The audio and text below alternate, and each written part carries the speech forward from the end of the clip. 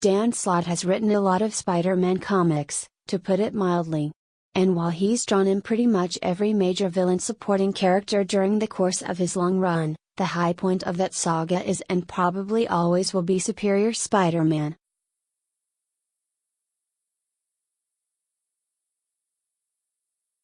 Otto Octavius' brief tenure as Spider-Man made for compelling reading, and it's a story that has continued to unfold now that Otto has cheated his own death and been reborn as the Superior Octopus.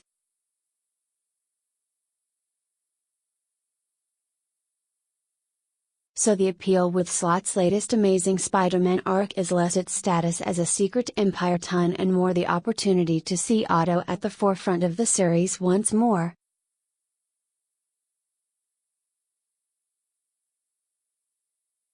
Not that the Secret Empire angle isn't without its charms. Outside of Secret Empire number 0, we've seen surprisingly little of the early days of Hydra's uprising and how Earth's heroes responded to that global catastrophe.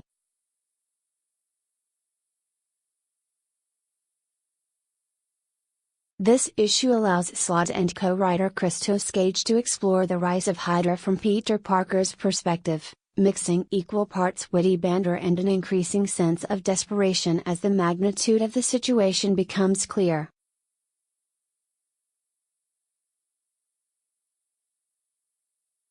Even as Hydra rises from the ashes, the writers also continue threads from the Osborn identity.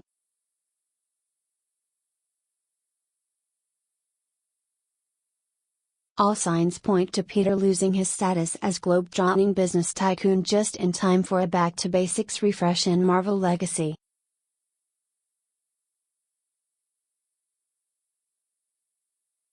Slott and Gage strike a nice balance here from casting Peter as his own worst enemy, with the dreaded Parker luck bringing him down once more, and reinforcing the idea that he's far too selfless to allow the welfare of his company to interfere with the need to save lives.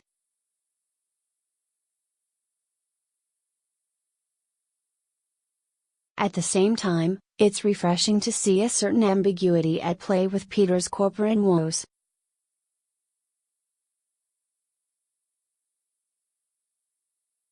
Once again, the question is raised of whether Peter has a greater responsibility as businessman than he does as costumed hero.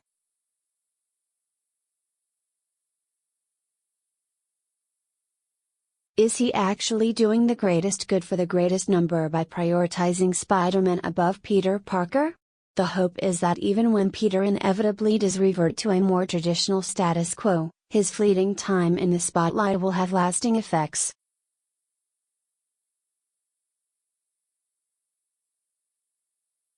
But again, it's the rivalry between Spidey and Otto that proves the biggest draw. Otto is as lovably jerky as ever, but the reader can at least understand where the character is coming from as he throws his lot in with Hydra and lambasts Peter for derailing the company Otto himself built.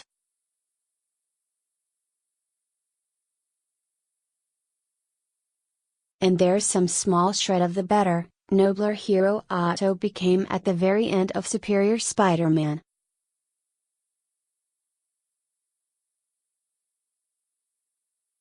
As much as there's a part of me that wishes the character's story had been allowed to just end there, it's all the more clear how much potential remains with the Peter/Otto dynamic.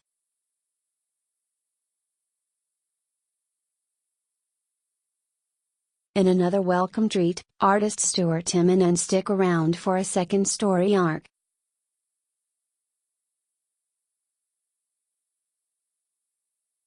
It's all too rare for any Marvel or DC book to feature the same artist 2 arcs in a row, much less with someone as perpetually in demand as Immonen.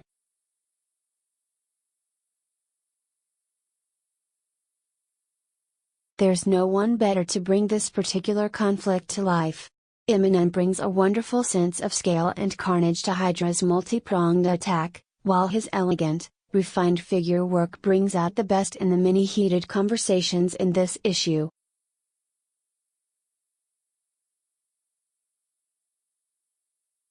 There's no better testament to Immonen's storytelling abilities than the fact that he's able to bring so much life personality to the dramatic showdown between Spidey and the Superior Octopus, despite the fact that both men are covered from head to toe in spandex.